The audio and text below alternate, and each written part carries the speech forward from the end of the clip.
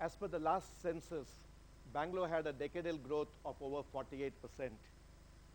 Across Indian cities, the rate of growth has been very rapid, and so the kind of growth that would have tested the best of political and managerial talent in an extremely empowered city mayor kind of systems that we see globally.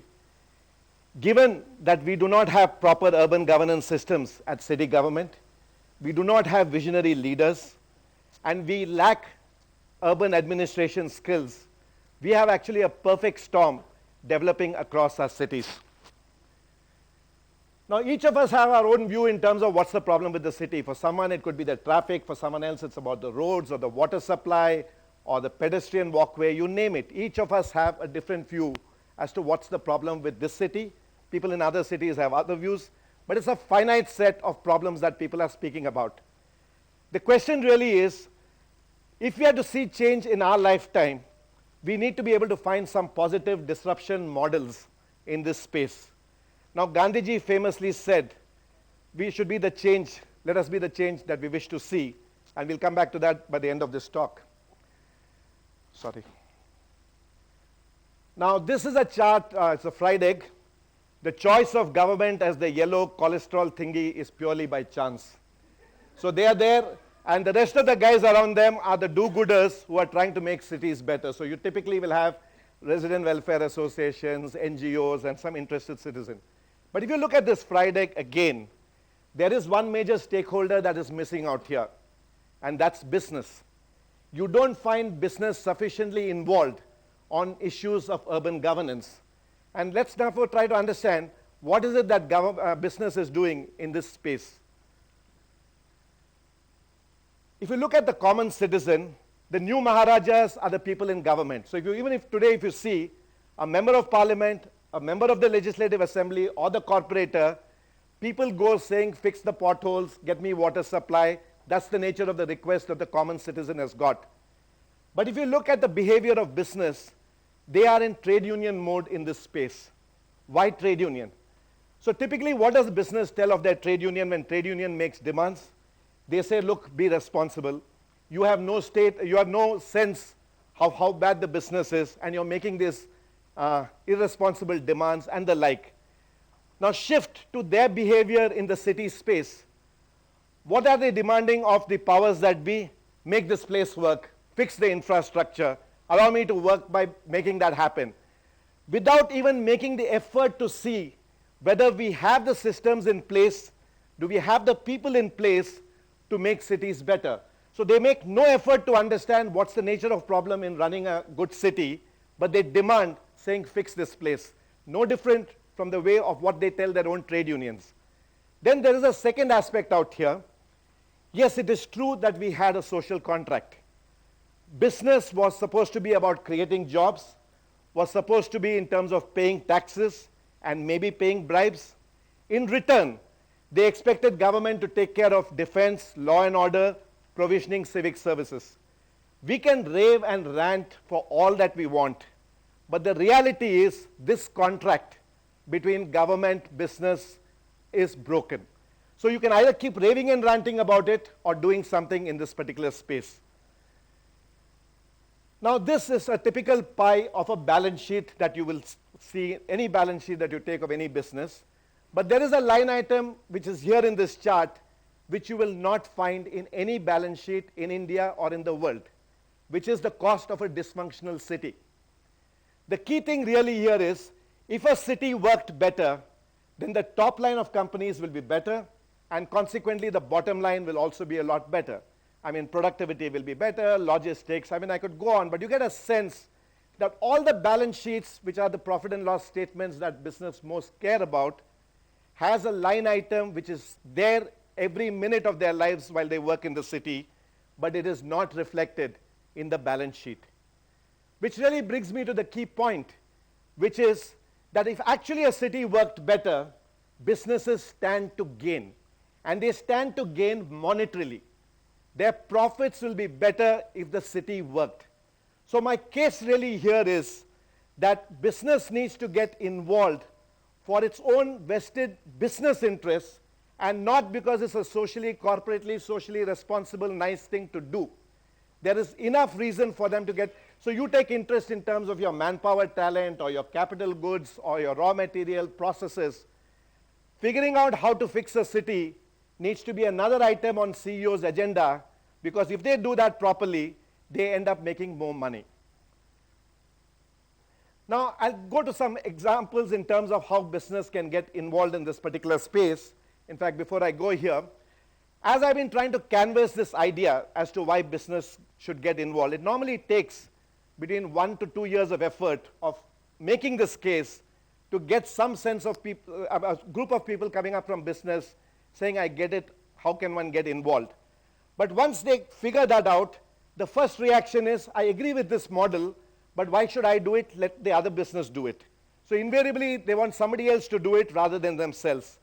When you cross that hurdle and then you get a group of people ready to do it collectively, then the next thing that is asked is, what is it that I can do in this space? How can I make a difference in what looks like a pretty dysfunctional space, as we spoke about, from governance to leadership to administrative challenges? So here are certain business engagement models, civil society engagement models that have actually happened on the ground. Model 1 is an advocacy model. So you can have a set of ideas like it was about the Jawaharlal Nehru National Urban Renewal Mission.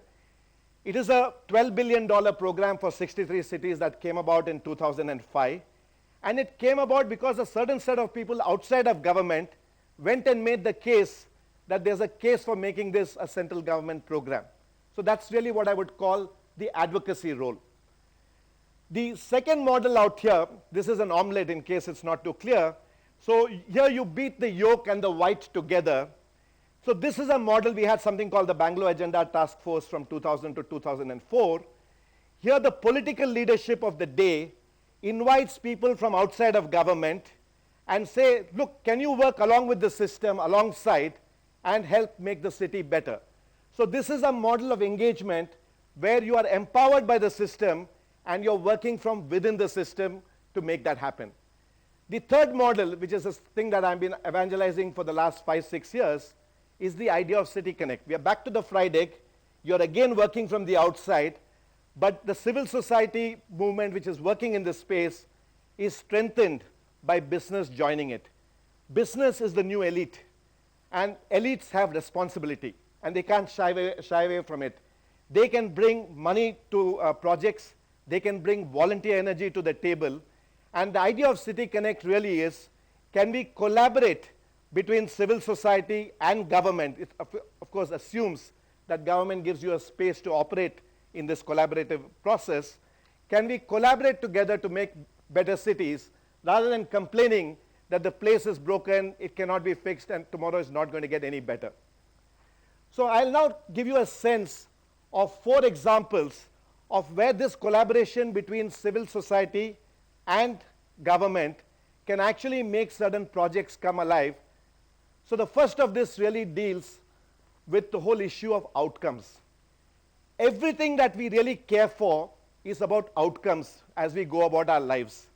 For example, if you take the transport space, we wish to move faster, and we would like to move faster with fewer casualties. So that's the kind of outcome that you seek.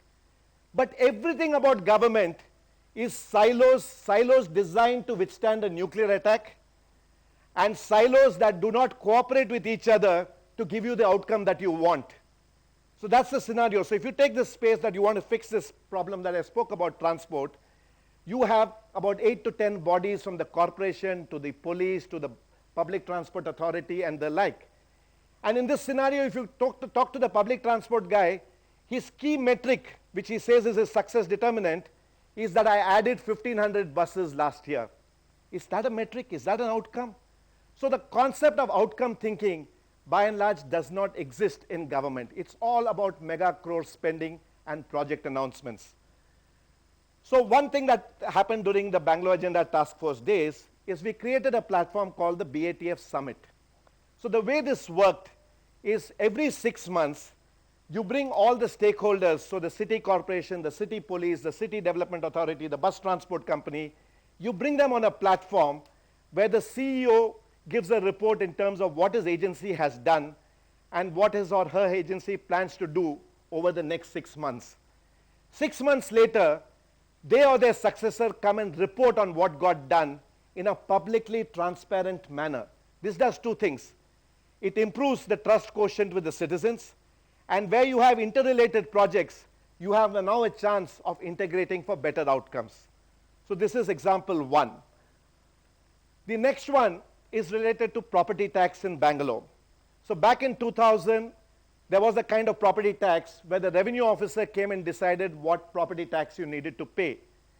By moving to a system where you removed the discretion in the hands of the officers and you created a uniform, transparent self-assessment scheme, which has a following basis: I would rather trust the citizen to tell the truth than to expect a revenue officer to uncover a lie. The results are there for you to see. The property tax in Bangalore has gone up 12x times in 12 years, with less than 20% of it being accounted by new construction. So it works.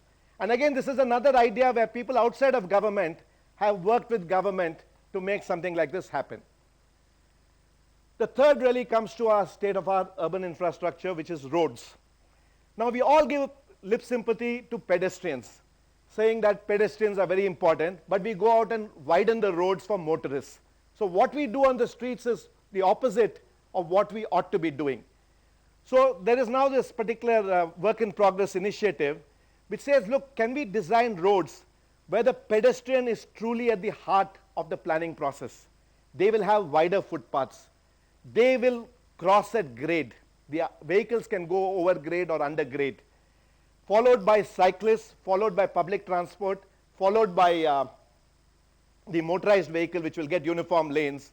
A hierarchy of road users on which you build this whole premise.